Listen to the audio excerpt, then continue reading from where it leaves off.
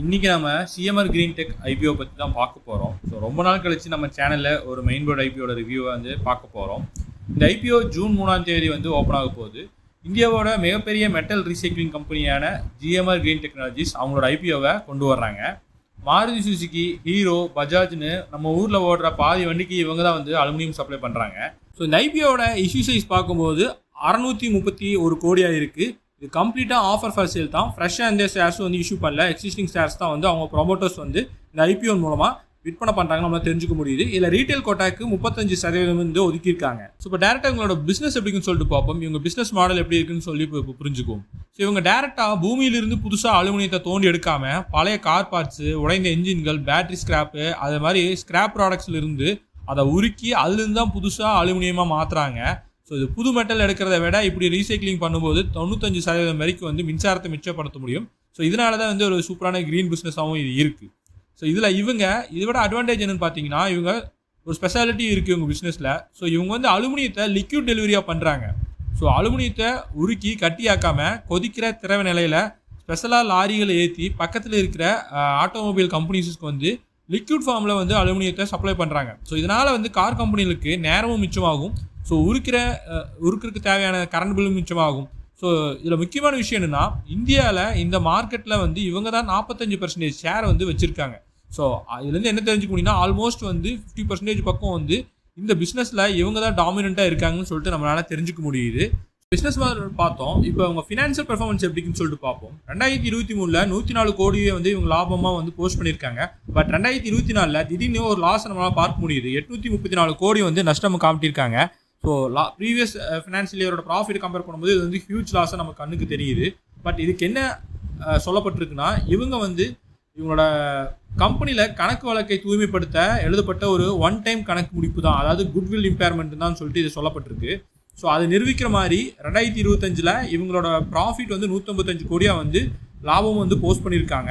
So அது மட்டும் இல்லாமல் 2026 முதல் 9 மாதங்களில் வந்து பார்க்கும்போது, அதாவது 2025-26 ஃபினான்ஷியல் இயரை கம்பேர் பார்க்கும்போது இதில் 162 கோடியாக வந்து இவங்க லாபம் வந்து போஸ்ட் பண்ணியிருக்காங்க. அதாவது 9 மாதத்துலேயே வந்து இந்த நம்பர்ஸ் வந்து அவங்க போஸ்ட் பண்ணியிருக்காங்க.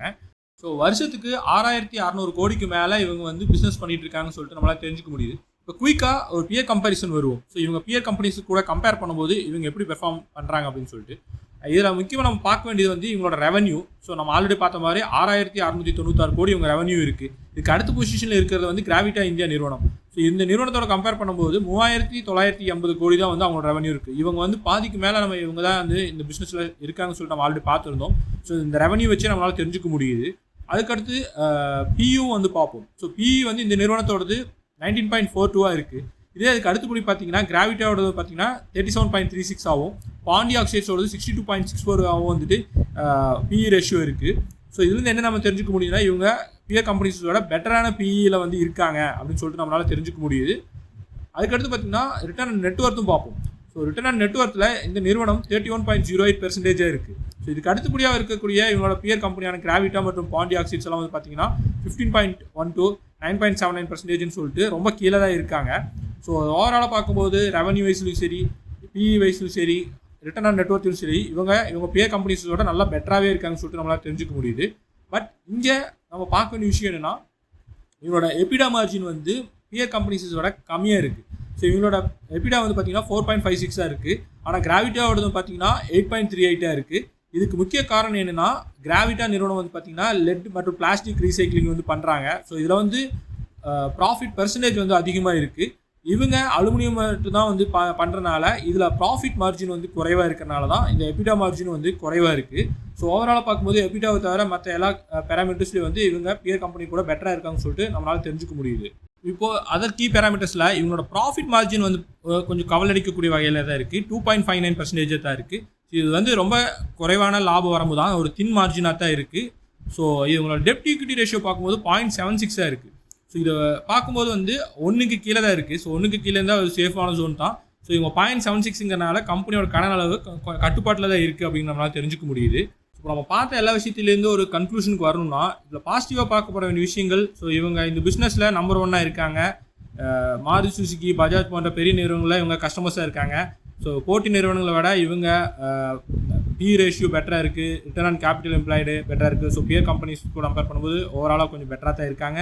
கடனும் வந்து பார்த்தீங்கன்னா 0.75 தான். ஸோ 1க்கு கீழே தான் இருக்குது, அண்டர் கண்ட்ரோலாக தான் இருக்குது. ஸோ இங்கே நெகட்டிவாக பார்க்க வேண்டிய விஷயங்கள் என்னென்னா, நம்ம பார்த்துருந்தோம் ப்ராஃபிட் மார்ஜின் ரொம்ப தின்னாக இருக்குது. அதுக்கு முக்கிய காரணம் என்னென்னா, இவங்க வாங்குகிற பழைய மெட்டல் விலையும் உலக சந்தை விலையும் வந்து அடிக்கடி மாறுறதுனால இவங்களால பெரிய ப்ராஃபிட் மார்ஜின் வந்து வைக்க முடியல. ஸோ அதனால தான் இவங்க ப்ராஃபிட் மார்ஜின் தின்னாக இருக்குது. இன்னொரு விஷயம் என்னென்னா, இவங்க என்டையர்லி ஆஃபர் ஃபார் சேலுக்கு தான் போகிறாங்க. ஸோ நம்ம இந்த ஐபிஓ மூலமாக திரட்டப்படும் நிதி எதுவுமே வந்து இந்த நிறுவனத்தோட டெவலப்மெண்ட்டுக்காக போகாது. ஸோ இவங்களோட ஷேர்ஸ் விற்பனை பண்ணக்கூடிய அவங்க ப்ரொமோட்டர்ஸ் தான் போய் சேர போகிறனால ஸோ இந்த கம்பெனியோட டெவலப்மெண்ட்டுக்கு இந்த அமௌண்ட் போய் சேராது. இது 2 விஷயங்கள் வந்து ஒரு நெகட்டிவாக பார்க்கப்படுது. ஸோ இப்போது குயிக்காக கன்க்ளூஷனுக்கு வருவோம். ஸோ இந்த ஐபிஓ அப்ளை பண்ணலாமா வேணாமா அப்படிங்கிற பாயிண்ட் ஆஃப் வியூக்கு வருவோம். ஸோ இது வந்து லிஸ்டிங் இன்காக நீங்கள் கன்சிடர் பண்ணுறீங்க அப்படின்னு சொல்லி பார்த்தா, இந்த ஐபிஓட லேட்டஸ்ட் ஜிஎம்பி தற்போது 30% ரேஞ்சில் வந்து ட்ரேட் ஆகிட்டு இருக்கு. பட் இதே ஜிஎம்பி நம்மளுக்கு உறுதியாக கிடைக்கும்னு சொல்லிட்டு இதே ஜிஎம்பி கண்டினியூ ஆகும், இதே அளவில் லிஸ்டிங் கெயின் இருக்கும் அப்படின்னு சொல்லிட்டு நம்ம உறுதியாக வந்து கூற முடியாது. மார்க்கெட்டோட சுச்சுவேஷனுக்கு தகுந்த மாதிரி அது வேரி ஆகும். அதே மாதிரி இந்த ஐபிஓக்கு எந்த அளவுக்கு வரவேற்பு இருக்குன்னு சொல்லிட்டு பார்க்கணும். ஸோ இந்த டைம் பீரியடில் வேறு எந்த ஐபிஓஸும் பெருசாக இல்லை. மெயின் போர்டு ஐபிஓஸில் இந்த ஒரு ஐபிஓ தான் வருது. இதுக்கு அடுத்து தான் ஒரு ஐபிஓ ஒன்று வருது. லாங் டேர்மாக வந்து பார்த்தீங்கன்னா பெருசாக ஐபிஓ சீசன் கிடையாது மெயின் போர்டு ஐபிஓஸ்க்கு. ஸோ அதனால் மார்க்கெட் சுச்சுவேஷன் எப்படி இருக்குது, ஐபிஓ மார்க்கெட் சுச்சுவேஷன் எப்படி இருக்குன்னு சொல்லிட்டு இப்போ நம்மளால் எதுவும் கணிக்க முடியாது. ஸோ பெட்டரான விஷயம் என்னென்னா, இந்த ஐபிஓ அப்ளை பண்ணுறீங்கன்னா, லிஸ்டிங் இன்காக அப்ளை பண்ணுறீங்கன்னா எந்த அளவுக்கு சப்ஸ்கிரிப்ஷன் இருக்குது, இன்வெஸ்டர்ஸ் கிட்ட எந்த அளவுக்கு வரவேற்பு இருக்குங்கிறத வந்து கண்டினியூஸாக ட்ராக் பண்ணுறது பெட்டராக இருக்கும்.